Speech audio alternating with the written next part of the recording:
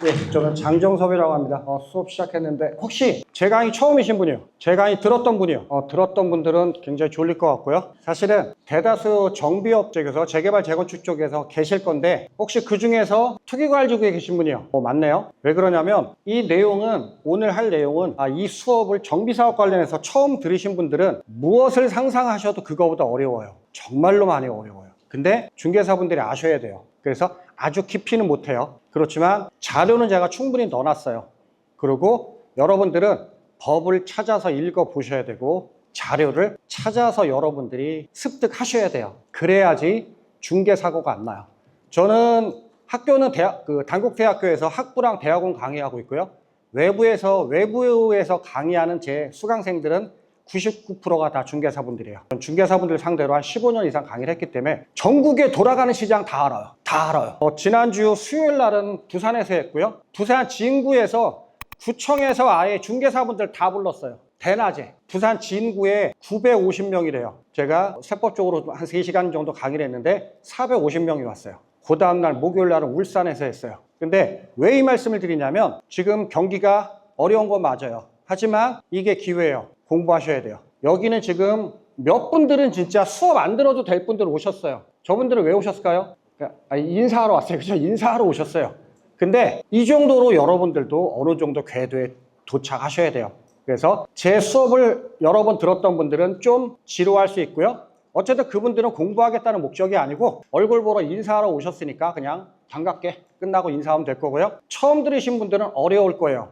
그렇지만 제가 하는 대로 따라오셔야 돼요. 그리고 저는 굉장히 오늘 폭넓게 갈 거고 아주 기본부터 갈 거예요. 그렇지만 여러분들은 재개발 재건축, 여러분들이 중개업 은퇴하는 날까지 계속 숙제일 거예요. 숙제일 거예요. 세법에 대한 부분들은 안수남 세무사님이 워낙 잘하셨을 거니까 세법에 대한 부분들은 건너뛸 거고요. 전 순수하게 오늘은 법 얘기만 할 거예요. 사실은 정비법과 관련해서 중개사분들이 들어야 될 내용은 너무 많아요. 계약서 작성하는 것부터 법부터 조례까지, 그리고 분양 대상을 내면 조례를 공부해야 되고요. 오늘은 조례는 못 갈 거예요. 왜? 전국에 다 해당이 되기 때문에 3시간 정도 빡세게 법 얘기 좀 할 거고요. 여러분들은 요 4가지 제가 주제를 4개 정도 잡았어요. 이게 다 질문 들어오는 거예요. 중개사분들 입장에서는 저는 중개사분들 상대로 전국에 돌아다니면서 강의를 하기 때문에 어느 지역에서 어느 이슈가 있는지 다 알고요. 재개발 재건축에서 고객이 물어보는 거 다 알아요. 재개발 재건축에서 고객이 세금 빼고 물어보는 게 뭐 있을까요? 정비사업 쪽 일하세요? 안 하세요? 세금 빼고 물어보는 거. 조합원 자격 물어보죠. 조합원 자격이 돼야 분양 대상이 될 거고요. 그리고 분양 대상 물어볼 거예요. 또요, 1+1 물어보겠네요. 그리고 오늘 투가에서도 많이 오셨어요. 재당첨금지 물어볼 거고요. 한남 같은 경우는 한남 3구역, 5구역에서 분양 신청 못 받은 사람이 청산당한 사람이 한 200명이 돼요. 재당첨금지에 걸린 사람이 되게 많아요. 근데 본인들도 몰라요. 몰랐다가 추려졌어요. 이거 중개사분들 거래했으면 답 없어요. 일단 손해배상 책임 60%예요. 반드시 아셔야 돼요. 그래서 조합원 자격 그리고 관리 처분 내용들 중에서 1+1, 5년간 재당첨금지, 요 내용은 정말 자세하게 아셔야 돼요. 이걸 기본으로 해서 다음에 기회가 되면 집을 받을 수 있는 분양 대상을 배워야 돼요. 그 전에 이거부터 배워야 되니까 한번 보실 거고요. 일단은 이런 용어들이 있어요. 제가 쭉 적으려다 10개 정도 적었어요. 요 용어들이 굉장히 익숙해져야 돼요. 익숙해져야 되고요. 아마 오늘 수업 끝나고 나서 집에 가서 볼 때는 조금 더 익숙하지 않을까 하는 생각이 들어요. 이걸 딱 보면 저건 뭐고 저건 뭐고 저건 뭐고 저건 뭐고 저건 뭐고 투자자가 아니고 중개사분들이면 나와야 돼요. 편천이네요. 그냥 도시 및 주거환경 정비법 주제이기 때문에 이건 만들어졌을 때부터 그냥 제가 적었어요. 2002년도에 도시 및 주거환경 정비법이 만들어졌고요. 시행은 3년도 7월 1일 날 됐는데 한 20년 됐다 생각하시면 돼요. 그리고 오늘의 주제는 요거 2개예요. 도시 및 주거환경 정비법이 처음에 2002년도에 만들어지고 2017년도에 개정이 됐어요. 개정이 돼서 전면 개정이 됐어요.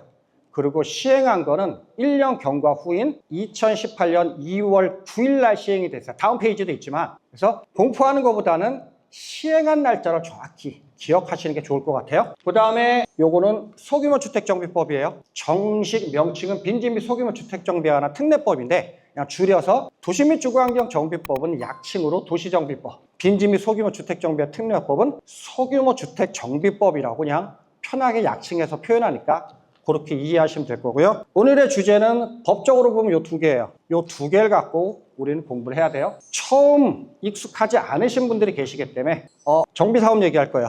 정비사업은 그냥 처음에 이론적인 거니까 2002년도 만들어질 때 4가지였어요. 주거환경 개선사업, 주택재개발, 주택재건축, 도시환경정비사업 4가지가 만들어졌었어요. 그러다가 경기가 안 좋아서 리먼 사태가 오고 2가지가 추가됐어요. 2가지가 추가돼서 2가지가 추가된 건 2012년도에 추가된 거예요. 2월 1일 날. 몰라도 상관없어요. 6가지로 오다가 이게 좀 정리가 됐어요.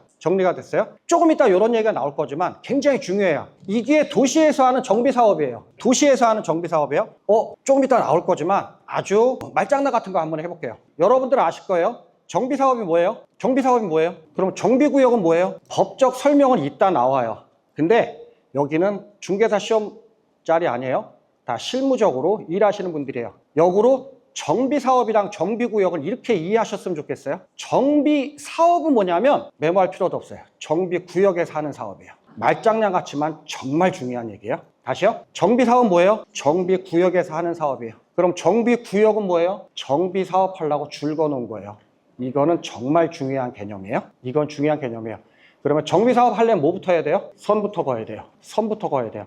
이따 주제 나올 거지만 서울에 신속통합계획 있죠? 신속통합계획 뭐 하는 거예요? 줄 그는 거예요. 이거 하겠다고 하는 게 신속통합계획이에요. 요 개념으로 가셔야 돼요. 그러면 가장 중요한 거예요. 도시 및 주거환경 정비법에 의한 정비사업이에요. 정비사업 6가지예요. 이건 어디서 해야 돼요? 정비구역에서 해야 돼요. 정비사업은 정비구역에서 해야 돼요. 근데 그때 당시에 보완대책으로 만든다고 한 이 가로주택 정비사업이 문제가 돼버렸어요. 정비법에 가로주택 정비사업이 들어왔어요. 근데 가로주택 정비사업은 정비구역에서 안 해요. 어디서 해요? 가로구역에서 해요. 그러면 정비사업 아니에요. 이해되셨나요? 다시요. 정비사업은 정비구역에서 해야 돼요. 근데 가로주택 정비사업이란 대안사업을 만들었어요. 출구전략, 구역 해제 때문에 만들었어요. 너무 깊이는 안 갈 거고요. 그러면 대안사업을 만들었는데 대안사업을 만들어도 어디서 하는 사업을 만들어야 돼요? 정비구역에서 하는 사업을 만들어야 돼요. 근데 가로주택 정비사업은 정비구역에서 하는 사업 아니에요. 어디서 하는 거예요? 가로구역에서 하는 거예요. 그러면 이 가로주택 정비사업은 정비법에 있으면 안 돼요. 이해하셨어요? 안 돼요. 제가 2006년도, 5년도에도 학술 논문을 이걸 하나 쓴 적이 있어요. 얘는 왜 여기 있는지 모르겠다. 정비사업이 아닌데 왜 정비법에 있어요? 얘는 정비사업이 아니기 때문에 정비법에 있으면 안 돼요. 이런저런 의견이 반영이 돼서 아까 마지막 연역 중에 2017년도에 전면 개정됐죠? 17년도에 전면 개정됐어요. 그리고 18년 2월 9일부터 시행됐어요. 요 위에 거예요. 요게 공포되고 개정되면서 정비법이 통폐합돼 버렸어요. 2개가 주거환경 개선 사업으로 합쳐졌고요. 재개발과 도시환경 정비 사업은 그냥 재개발로 합쳐졌고요. 재건축은 그냥 남아있고요. 가로주택 정비 사업은 이 법에 있으면 안 돼요. 그래서 이 법에서 쫓겨났어요. 그래서 다른 법으로 쫓겨났어요. 그 법이 아까 봤던 빈지 및 소규모 주택 정비에 대한 특례법으로 쫓겨난 거예요. 그래서 요거는 다른 법으로 쫓겨났어요. 그래서 지금은 정비사업 몇 개예요? 정비사업은 3개예요. 무슨 사업? 재개발, 재건축, 주거환경 개선 사업 3가지예요. 정비사업은 3개뿐이 없어요. 그리고 가로주택 정비사업은 아까 다른 법으로 날아갔어요. 요게 빈지 및 소규모 주택 정비에 대한 특례법이에요. 빈지 및 소규모 주택 정비의 특례법은 2가지 법이에요. 법 명칭에 미시란 단어가 들어오면 2개 법을 합친 거예요. 이건 빈집 정비 사업과 소규모 주택 정비 사업을 합친 거예요. 그래서 빈집 및 소규모 주택 정비에 대한 특례법을 보시면 요거는 빈집 정비 사업과 소규모 주택 정비 사업이 2개 합한 법이다 보시면 돼요. 여기 세무사분들도 계시는데 우리들이 알고 있는 것처럼 상속세 아시죠? 상속세, 증여세도 아시죠? 그 2개는 하나의 법이에요. 상속세법, 증여세법 그러지 않아요. 상속세 및 증여세법이에요. 다시 얘기하면 2개의 법을 하나의 미시란 단어로 합쳤다고 생각하시면 돼요. 그래서 법 명칭에 미시 들어오면 2개 법이에요. 2개 법이에요. 이것도 2개 법을 하나의 법에 표현했다고 보시면 돼요. 그래서 이걸 어떻게 봐야 되냐면 빈집 정비 사업이 있는 거고요. 또 하나 소규모 주택 정비 사업이 있어요. 2개라고 보시면 돼요. 그러면 대다수분 중개사분들 그리고 투자자분들이니까 빈집, 서울 강이니까요. 서울에 빈집 맞나요? 여기서 빈집이라는 건 1년 이상 장기간 방치되어 있는 거예요. 1년 이상 장기간 방치되어 있는 거예요. 재개발 재건축 2주 해서 비는 거 말고 정비사업도 안 하는데 1년간 집이 방치돼 있대요. 서울에 많나요? 많지는 않아요. 중개사분들 입장에서 관심 있어요? 저는 그런 거 관심 없어요. 관심 없어요? 이거는 관에서 재생으로 진행해야 될 거고요. 투자자분들 그리고 중개사분들 관심 안 가지셔도 상관없어요. 우리가 관심 가져야 되는 건 소규모 주택정비사업이요. 소규모 주택정비사업은 4가지가 있네요. 자율주택정비사업, 가로주택, 소규모 재건축, 소규모 재개발 4가지가 있어요. 실무적으로 제일 잘 돌아가는 건 뭐예요? 가로주택이에요. 가로주택만 신경 쓰시고요. 나머지 중개사분들이니까 이론적인 건 읽어보면 충분히 이해할 수가 있어요. 그래서 여러분들이 읽어서 이해할 수 있는 건 여러분들이 몫으로 넘길 거고요. 일단 소규모 주택 정비 사업에서는 가로주택이 제일 활달히 움직이고 있다. 그리고 소규모 재개발은 법에 들어온 지 3년뿐이 안 됐어요. 저건 아직 거의 시행이 안 된다 생각하셔야 돼요. 여기에 왜 법에 들어왔는지는 이따 정책적인 연영 얘기하면서 잠깐 얘기할 거고요. 그래서 일단은 앞 페이지에서 정비사업 3개 있었네요. 재건축, 재개발, 주거환경 개선사업. 그 중에 뭐가 관심 있어요? 재개발과 재건축은 관심 가지셔야 되고요. 주거환경 개선사업 관심 있어요? 서울은 별로 없어요. 근데 지방은 경기도나 지방은 주거환경 개선사업도 관심을 가지셔야 돼요. 관심을 가질 만한 현장들도 있어요. 왜 주거환경 개선사업을 사람들이 관심 안 갖냐면 왜 안 가져요? 수용 방식이에요. 그냥 수용하는 거예요. 그래서 관에서 아파트 짓는 거예요. 근데 주거환경 개선 사업도 수용 방식 말고 관리 처분 방식도 있어요. 안양 냉천지구 같은 경우는 관리 처분 방식이에요. 수용 방식이 아니에요. 그런 것들은 일반 재개발이랑 거의 똑같다고 생각하셔야 돼요. 그래서 수도권에는 그리 많지 않으니까 넘어갈 거고요. 아까 얘기했던 거예요. 정비사업과 정비구역이에요. 이거는 학술적으로 법에 나와 있는 용어예요. 이거는 읽어보시고 머릿속에는 이렇게 기억하셨으면 좋겠어요. 위에 정비사업 뭐예요? 정비구역에서 하는 사업이에요. 말장난 같지만 정말로 중요해요. 정비구역은 뭐예요? 정비사업 하려고 줄 선거 놓은 거예요. 이게 정비구역이에요. 그럼 다시 얘기하면 정비사업 하려면 뭐부터 해야 돼요? 선부터 그어야 돼요. 구역 지정부터 해야 돼요. 그거를 하려고 신속도학기획이 출발을 한 거고요. 그거를 하려고 다른 여러 가지 정책들이 발동한 거예요. 그래서 요거 기억하시고요.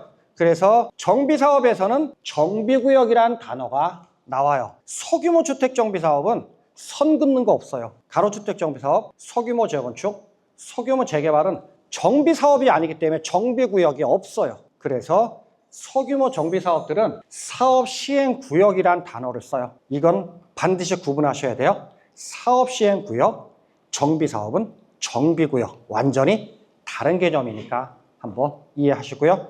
그 중에 요 뒤에 정비사업, 정비구역 제가 말장난처럼 말씀드렸지만 요거는 정확히 인지를 하셔야 돼요. 그래서 앞으로 정비사업 하려면 뭐부터 해야 돼요? 다 필요 없어요. 선부터 해야 돼요. 구역 지정부터 해야 돼요. 이게 중요한 거예요. 그래서 구역 지정을 하려는 노력들을 관해서 하는 내용을 보셔야지 여러분들도 투자를 하거나 중개를 할 때 현황을 정확히 파악할 수가 있어요. 기본 절차네요. 이거는 길게 만들면 얼마든지 길게 만들고 짧게 만들면 3단계면 돼요. 길게 만들면 끝도 없이 길게 만들어질 수도 있으니까 그냥 주제가 세금 얘기가 아니니까 여기서부터 출발할게요. 기본 계획을 수립할 거예요. 누가 수립하죠? 그냥 관에서 하는 거예요. 국토부 장관, 시도지사, 시장군수, 구청장 그거는 공인중개사 시험 볼 때 공부하시고 여기 중개사분들 많아요. 혹시 손님 중에 이런 거 물어봐요? 도시 및 주거환경 정비 기본 계획은 누가 세우나 이런 거 물어봐요? 안 물어봐 이런 거. 그거는 시험 볼 때 중요한 거야. 우리한테 물어보는 건 뻔해. 이거 사면 조합원 자격 유지되나요? 이런 거 물어봐. 이거 사면 혹시 1+1 2개 받나요? 나 이거 예전에 관리처분 하나 받았는데 이거 사면 재상청금지 걸리는 거 아니에요? 맨날 이런 것만 물어봐. 그래서 고객들이 안 물어볼 거는 그냥 편하게 넘어갈 거예요. 기본 계획을 세울 거예요. 누가? 관에서 만들 거예요. 그리고 관에서 기본 계획을 세운 다음에 관에서 어디까지 해야 되냐면 선까지는 그어야 돼요. 구역 지정까지는 해야 돼요. 그러면 관에서 구역 지정까지 했네요. 그러면 그 다음에는 우리가 서울을 일반적으로 조합해서 할 거니까 선 그어줬어요. 그 다음에 누가 나타나야 되냐면 사업 시행자가 나타나야 돼요. 사업 시행자는 여러 가지예요. 관이 할 수도 있고요. 대행할 수 있고요. 일반적으로 누가 해요? 조합에서 해요. 그래서 사업 시행자 조합 구성하려는 노력을 하겠네요. 그래서 으쌰으쌰해서 추진이 만들 거고요. 으쌰으쌰 동의받아서 조합 설립 인가를 받을 거예요. 조합 설립 인가가 되는 순간 누가 결정 났어요? 사업 시행자가 결정 난 거예요. 그러면 관에서 선 거줬고요. 선 거줬어요. 그 선 안에서 사업 시행자가 나왔네요.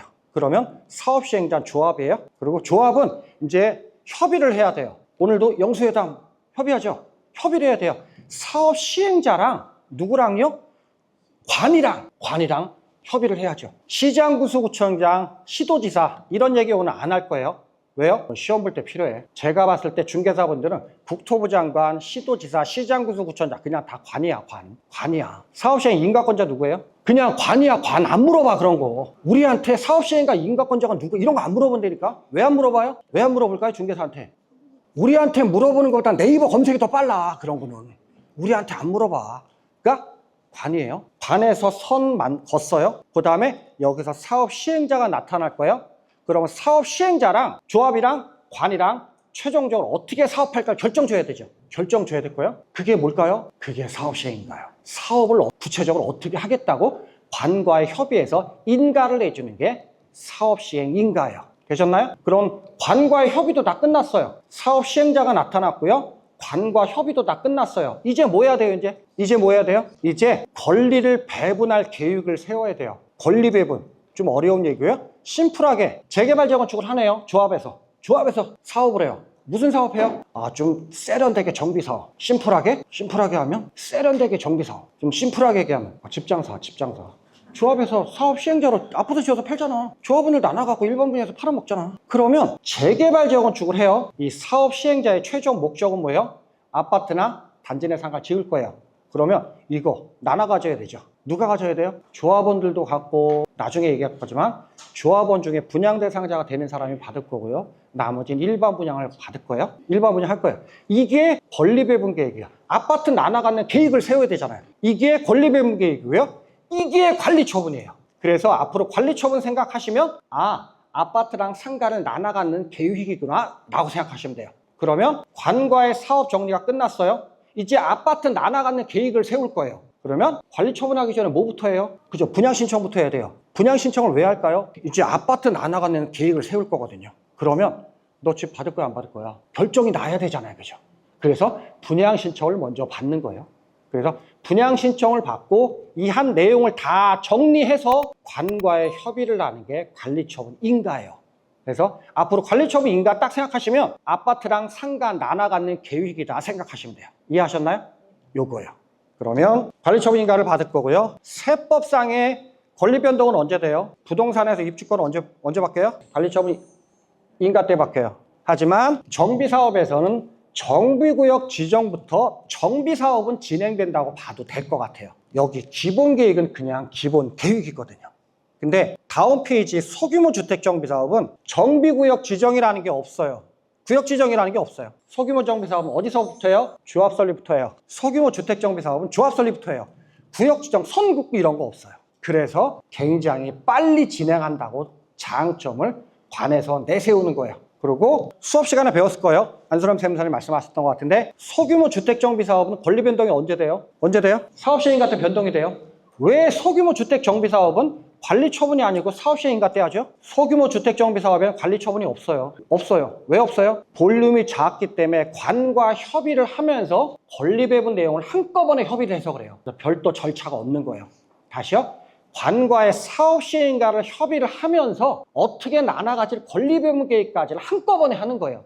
그래서 별도의 관리처분 인가라는 절차가 없는 거예요. 그래서 권리 변동이 사업시행 인가 때 하는 거예요. 그럼 다시 볼게요. 정비사업은 구역 지정부터 시작하네요. 권리 변동은 관리처분 때 할 거고요. 소규모 주택정비사업은 조합 설립부터 해요. 그리고 권리 변동은 사업시행 인가 때 될 거고요. 여기까지 되셨나요? 그러면 여기서 잠깐 다른 생각을 한번 하고 올게요. 이따 배워야 될 거니까. 관 입장에서 국토부가 될 수도 있고요. 서울시가 될 수도 있어요. 정비사업을 활성화하고 싶어요. 특히 재개발을 활성화하고 싶어요. 재개발을 독려하고 싶어요. 왜? 지금 그런 분위기니까 하고 싶어요. 그러면 관 입장에서 제일 걱정되는 게 뭘까요? 관 입장에서 제일 걱정되는 게, 역으로 보면 관 입장에서 제일 먼저 해야 될 게 뭘까요? 그죠. 선 그어야 돼요. 선 그어야 된다니까. 근데 선을 그어야 되는데 선을 그려면 요건이 있어요. 그죠? 여기 정비구역 하려면 요건이 있죠. 일단 제일 머릿속에 들어오는 게 뭐예요? 노후도가 돼야 돼. 노후도가 돼야 돼. 낡아야 돼. 이해하셨어요? 낡아야 돼. 그리고 사업성이 나와야 돼. 사업성을 저해하는 게 뭘까요? 사업성을 저해하는 게, 그렇지. 전문 용어 나오잖아. 쪼개기야, 쪼개기. 쪼개기야. 이게 제대로 된 이해예요. 그러면 관에서 재개발을 활성화하고 싶어요. 선 그어야 돼요. 선 그어야 돼요. 그러면 선을 긋는 게 목적이에요. 그러면 선을 그으면 사업 시행자가 나타날 거고, 사업 시행자 될 때 용적률 좀 많이 주면 될 거고, 권리배분 계획은 니네가 알아서 하면 될 거고, 하면 사업은 잘 갈 거야. 근데 선을 그어야 되는데, 선을 그려면 건물이 낡아야 되거든요. 낡아야 돼요. 근데 선 긋기 전에 선 그으려고 준비하는데 신축들을 많이 해버리면 선을 그을 수가 없죠. 이해되셨어요? 선을 긋고 싶은데 선을 그으려고 준비하고 있는데 여기다 신축들을 많이 해버리면 노후도가 안 맞으니까 선을 그을 수가 없잖아요. 이해하셨어요? 그러면 관 입장에서 활성화시키고 싶어요? 그러면 제일 먼저 해야 될 건 뭘까요? 쪼개기부터 막아야 돼요. 쪼개기부터 막아야 돼요. 그래야, 이걸 막아야 선을 그을 수가 있어요. 그러면 쪼개기의 대표적인 게 한 4가지 정도가 있어요. 뭐가 있을까요? 신축, 4번째 거고, 제일 이슈가 되는 거. 또요? 다가구를 다세대로 전환하는 거. 또요? 토지 분할하는 거. 단독주택 등기 2개를 찢는 거. 요게 대표적인 거예요. 서울에서는 단독주택 토지 분할하는 거, 이런 거 별로 없어요. 토지 분할할 것도 별로 없어요. 서울에서 쪼개는 건 가장 활달하게 이루어지는 건 뭐예요? 신축이에요. 그러면 관 입장에서는 선 긋고 싶어요? 선 긋고 싶어요. 그러면 쪼개는 걸 막아야 되거든요. 그러면 이게 이해가 되면 돼요. 그러면 관 입장에서는 쪼개는 거 기준을 삼으려고 해요. 정상적인 범위에서 재개발에서 제일 빨리 할 수 있는 날은 언제일까요? 제일 빨리 할 수 있는 날은 이날이에요. 그죠? 구역지정일이야. 관에서 구역지정 할 거잖아. 그러면 요 날이 제일 빠른 날이에요. 그래서 아무 얘기가 없으면 이따 할 거지만 구역지정일이 쪼개기에 대한 기준이 돼요. 이따 권리산정 기준이라는 용어가 새로 나올 거지만 머릿속에 두시면 돼요. 왜? 실제적으로 관에서 컨트롤할 수 있는 게 구역지정부터니까. 1차적으로 재개발이에요. 아무 얘기가 없어요. 그러면 쪼개는 거의 기준은 언제예요? 구역지정이래요. 여기까지 됐을 거고요. 그러면 소규모 정비사업, 가로주택이에요. 이것도 찢을 수 있거든요. 가로주택에서 찢어요. 관에서 알 수 있는 건 언제예요? 가로주택 정비 사업을 해요. 관에서 알 수 있는 건 언제일까요? 조합 설립인가 서류 들어와야 알아. 그 전에 동의받고 있는 걸 우리가 어떻게 알아, 관에서? 그럼 실질적으로 관에서 컨트롤 할 수 있는 건 조합 설립이에요. 그래서 이거부터 머릿속에 둘 거예요. 재개발은 구역 지정이 되면 쪼개기 끝. 못해요. 기준점이 여기에요. 가로주택은 어디예요? 조합 설립이에요. 이거부터 하고 시작할 거예요.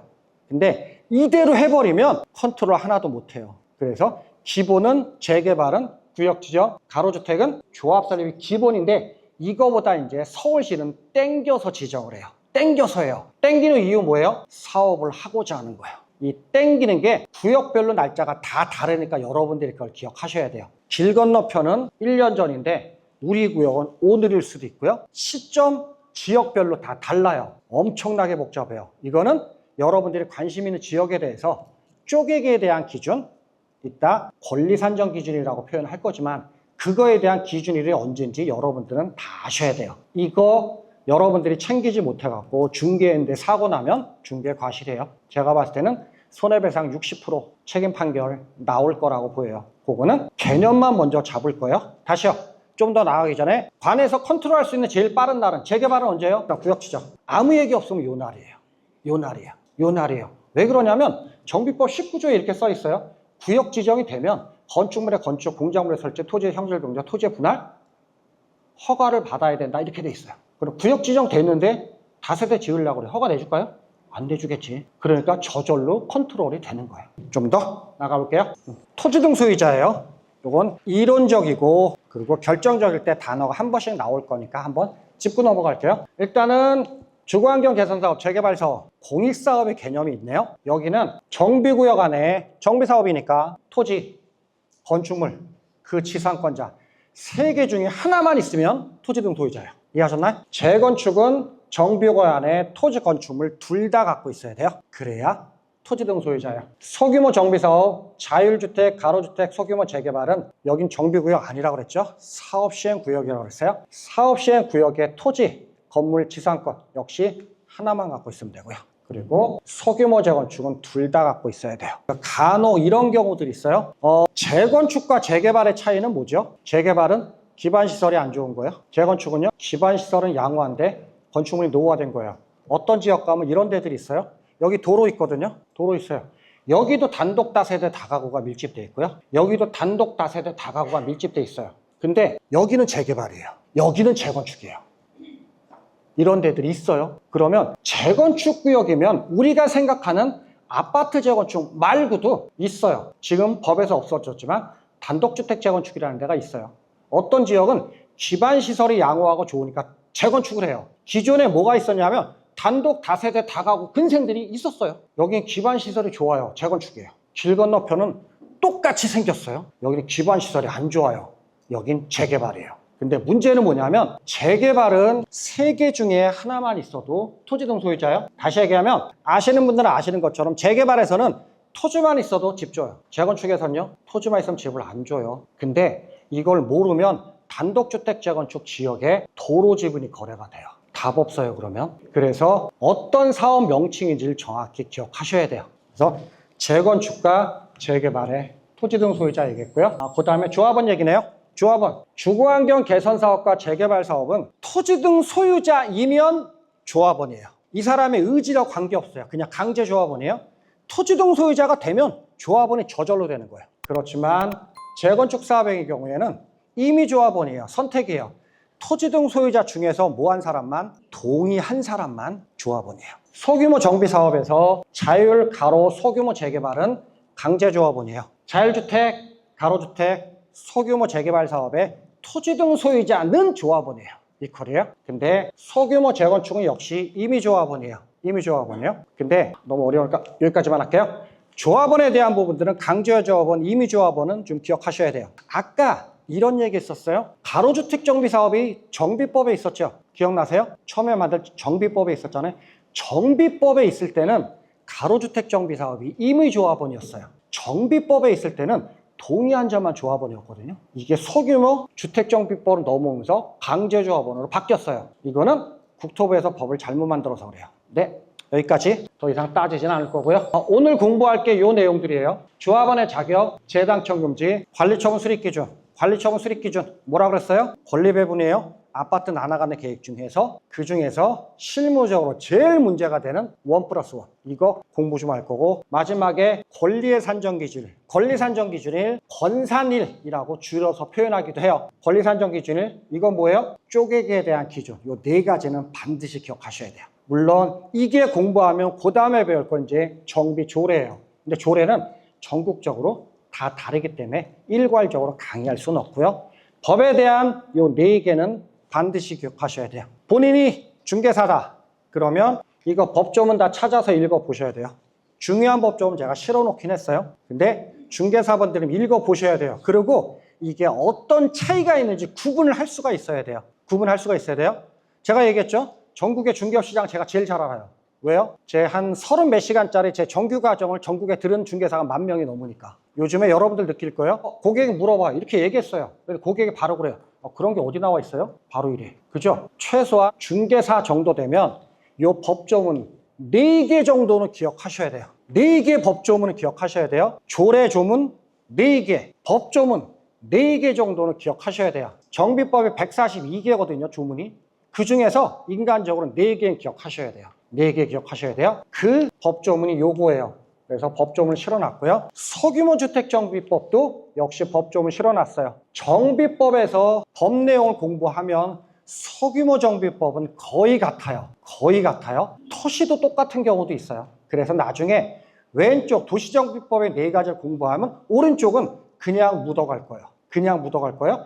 다른 것만 숨은 그림 찾기로 찾아보시면 돼요. 그래서 오늘 공부는 요거 4개 위주로 할 거예요. 첫 번째, 조합원의 자격이에요. 조합원. 가장 문제가 되고 이슈가 되는 부분들이에요. 39조에는, 법 39조는 우리가 알아야 될 게 1항을 알아야 되고 2항을 알아야 돼요. 먼저 구분부터 하셔야 돼요. 1항도 알아야 되고 2항도 알아야 돼요. 첫 번째, 법조문 이따 볼 거고요. 1항은 전국이에요. 1항은 전국에 해당이 돼요. 1항의 법문은 전국에 해당이 돼요. 2항은 어디만 해당돼요? 아까 투기과일지구만 해당돼요. 그래서 제가 아까 투기과일지구 강남 3구랑 용산에서 오신 분 있냐 여쭤본 거예요. 그분들이 없었으면 저거 안 하려고. 근데 꽤 있으니까 해야 돼요. 큰 틀로 잡아야 돼요. 그러면 내가 투기과일지구가 아니다. 1항만 집중적으로 공부하시면 돼요. 이해하셨어요? 내가 투기과일지구다. 그럼 몇 항만? 안 해요. 둘 다. 투가면 둘 다. 얘는 아주 전국적으로 기본이고 내가 투가 지역에다 강남 3구 용산까지다. 그러면 1항은 당연히 알아야 되고 2항까지도 알아야 돼요. 그래서 키워드는 이거예요. 1항에 뭐라고 써있냐면 조합원이 한 명이래요. 1항에는 조합원이 한 명이래요. 근데 투기과일지구에서는 조합원이 없대요. 그 한 명 자체도 조합원이 없대요. 무슨 얘기예요? 이런 얘기예요. 요분한테 재개발 재건축 집을 하나 팔았어요. 근데 그게 투기과일지구였나 봐요. 이분이 요분한테 팔았대요. 요 산 사람은 조합원이 될 수 없대요. 집에 가래요. 청산이래요. 이게 나중에 공부할 조합원 지위 승계금지 규정이에요. 요건 깊이 공부할 거고요. 키워드만 먼저 잡고 갈게요. 1항은 전국이에요. 2항은 투기과일지구예요. 대상은 1항은 조합원 한 명이래요. 한 명은 조합원으로 인정해 주겠대요. 2항에 해당되면 한 명도 조합원이 아니래요. 다 나가래요. 청산이래요. 세 번째, 우리가 중개사로서 그리고 투자자로서 확인해야 될 상황이에요. 1차적으로 1항에 해당이 되면 법에 있는 세 가지를 확인하셔야 돼요. 외울 정도로 기억하셔야 돼요. 그리고 투기과일지구에 해당이 된다고 하면 법에서 4가지, 시행령에 6가지 추가로 해야 돼요. 그래서 내가 투기과일지구다 그러면 여기 3가지, 이쪽 10가지, 13가지를 요런 게 있구나라고 이해를 하셔야 돼요. 그래야지 이거는 중개의 결정적인 요인이에요. 이거 미스나면 중개사고예요. 조합원의 자격은 깊이 보셔야 돼요. 첫 번째 1항 좀 볼게요. 조합원에 대한 얘기예요. 39조. 정비사업의 조합원은 아까 설명 들었던 거네요. 정비사업의 조합원은 토지 등 소유자를 하겠대요.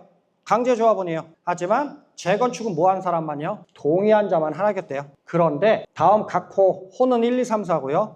이거에 해당되면 그 여러 명을 대표하는 한 명만 조합원으로 오겠대요. 여러 명 조합원이 아니래요. 한 명만 조합원으로 봐주겠대요. 그게 3가지예요. 그래서 제가 법에서 3가지 기억하라고 한 게 요거예요. 첫 번째는 읽어보면 이해할 수 있어요. 토지 또는 건축물의 소유권과 지상권이 여러 명의 공유로 갖고 있대요. 재개발 재건축이니까 주택으로 가져갈까요? 주택을 5명의 공유로 갖고 있대요. 토지 등 소유자 몇 명이에요? 5명이에요. 토지 등 소유자는 5명이에요. 그렇죠. 조합원은 몇 명이래요? 1명이래요. 한 명만 조합원으로 봐주겠대요. 어렵지 않네요. 두 번째, 세대에 속할 때예요. 같은 정비구역 안에 남편도 집 하나 있고 부인도 하나 있고 큰아들도 하나 있대요. 이해되셨나요? 토지 등 소유자 몇 명이에요? 3명이에요. 하지만 같은 세대에 있으면 조합원은 1명만 봐주겠대요. 이해하셨어요? 1명만 봐주겠대요. 그러면 구체적인 내용을 한번 봐볼 거예요. 이 경우에 세대별로 조합원은 1명으로 볼 건데 세대별 주민등록표 상에 등재되어 있지 아니한 배우자 그리고 미혼인 19세 미만의 직계 비속은 1세대로 보겠대요. 문장 이해되셨나요? 배우자, 주민등록 같이 안 돼 있어도 같은 세대래요. 미혼인 19세 미만의 자녀는 별도로 돼 있어도 같은 세대래요. 이해되셨죠? 그러면 조합 설립 후에 세대를 분리했대요. 그래서 동일한 세대에 속하지 아니하더라도 배우자는 이혼, 자녀는 19세 이상의 자녀를 분가를 제외하고는 1세대로 보겠대요. 그러면 아주 심플해요. 같은 세대에 있다가 세대 분리하려면 배우자는 어떻게 하래요? 이혼하면 된대요. 그럼 이혼할까요? 안 할까요? 해요? 해요. 아니 까놓고 남편 하나 있고 부인 하나 있어. 부부관계 유지하면 집 하나 줘. 이혼하면 2개 줘. 그 피가 얼마야? 10억이야. 이혼해요 안 해요? 아 좀 없어 보여. 아니 안 한다 그래야지 좀 우아해 보이긴 해. 안 해요 그래야 우아해. 앞에 용감하게 앉았으니까. 그러면 세금이 얼마 정도 차이 나면 이혼을 고려할 수 있을까요? 5억? 다음에는 누가 이런 거 물어보면 저는 어떠한 일이 있어도 안 할 거예요. 그래야 좀 멋져 보여. 이게 실무적으로 이게 1억 차이 나면 고민해요. 아나운서 여자분 유명하신 분이거든요. 이리저리 얘기하다가 1억 2천 차이가 나니까 이혼을 심각하게 고려하고 있어요. 이러더라니까. 사실은 다시 넘어갈 거고요. 배우자 간에 뭐 하면 돼요? 이혼하면 돼요. 자녀는